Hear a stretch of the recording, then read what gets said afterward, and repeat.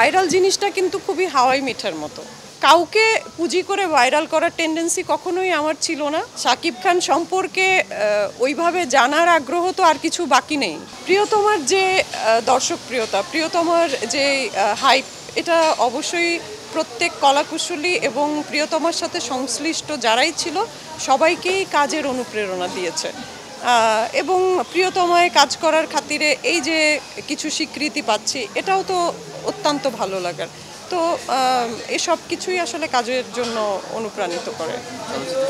ঘুরে দাঁড়াচ্ছে বা দাঁড়াবে, অবশ্যই ঘুরে দাঁড়াচ্ছে, এটা খুবই স্পষ্ট। আমরা নিকট অতীতে যেটা চলচ্চিত্রের ভাটা দেখেছি, যেই দন্য পরিস্থিতি দেখেছি, সেখান থেকে তো আস্তে আস্তে চলচ্চিত্র শিল্প সামনের দিকে এগোচ্ছে।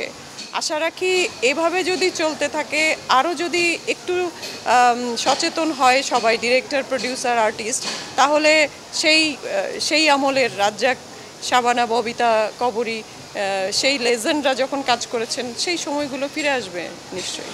এখন দেখছি যে কাজের চেয়ে ব্যক্তিগত বিষয় নিয়ে বেশি আলোচনা হচ্ছে, বিশেষ করে তারকাদের নিয়ে। এই বিষয়টা আপনি কীভাবে দেখেন?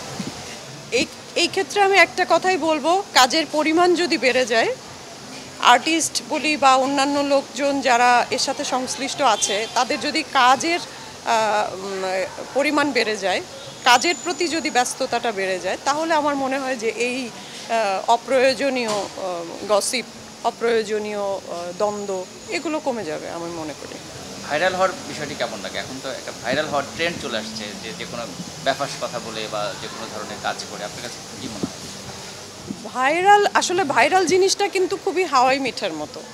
যখন ভাইরাল কেউ হয় বা যে ভাইরাল হয় তার খুবই ভালো লাগে। হাওয়াই মিঠাই যেমন একটু সময় খেতে খুবই ভালো লাগে, হ্যাঁ, সবাই পছন্দও করে, কিন্তু খুব অল্প সময়ের জন্য। ভাইরাল জিনিসটা সেরকমই, কিন্তু এখন একটা বিষয় দেখা যায় যে সবাই সবার ব্যক্তিগত প্রসঙ্গ টেনে নিয়ে আসছে, যে যেমনভাবে খুশি, মানে নিজস্ব ব্যক্তিত্ববোধ বলি, মানে নিজস্বতার সম্পূর্ণ জলাঞ্জলি দিয়ে হলেও ভাইরাল হওয়ার জন্য যে কোনো কিছু সবার সামনে নিয়ে আসছে।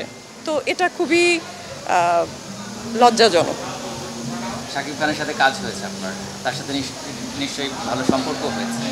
তো তার বিষয়টা নিয়ে যদি কথা বলতেন, তার ব্যক্তি জীবনে বিভিন্ন বিষয় নিয়ে কথা উঠছে, এই বিষয়গুলো আসলে একজন কো আর্টিস্ট, সে তো একজন আলাদা মানুষ। শাকিব খান সম্পর্কে ওইভাবে জানার আগ্রহ তো আর কিছু বাকি নেই, সেটা আমরা কো আর্টিস্ট হয়েও। তো তার সাথে এমনি তো ব্যক্তিগত আমার কোনো সম্পর্ক নেই। আমি আসলে তার সম্পর্কে ব্যক্তিগতভাবে কী বা জানবো। সেটে শুধুমাত্র তার সাথে আমাদের কথা হয়েছে, এবং কাজের সময় একজন কো আর্টিস্টের সাথে যতটুকু কনভারসেশন হওয়া দরকার ততটুকুই হয়েছে, সেটা প্রিয়তমেও, সেটা দরদেও। সো আর শাকিব খান সম্পর্কে অতিরিক্ত মানে জানার আগ্রহ বা এই যে অতি আগ্রহী হয়ে নিজেকে ভাইরাল করা, কাউকে পুঁজি করে ভাইরাল করার টেন্ডেন্সি কখনোই আমার ছিল না। ভাইরাল হওয়ারই টেন্ডেন্সি নাই। কাজ করতে করতে যদি কোনো স্বীকৃতি আসে, এই যে যেমন একটা ছোট স্বীকৃতি পেলাম, এটাই আমার কাছে অনেক। কাজ করতে করতে যদি কোনো অ্যাচিভমেন্ট হয়, যে প্রিয়তমা সুপারহিট, তারপরে হচ্ছে দরদে কাজ করলাম প্যান ইন্ডিয়ান মুভিতে, তারপরে হচ্ছে মুজিব চলচ্চিত্রে আমি খালেদা জিয়ার চরিত্রে অভিনয় করেছি। আমি রেডিও চলচ্চিত্রে, যেটি বাংলাদেশের ইতিহাসে ৭ই মার্চের ভাষণ নিয়ে প্রথম চলচ্চিত্র, সেটিতে আমি প্রধান ভূমিকায় যারা কাজ করেছেন তাদের মধ্যে আমিও কাজ করেছি।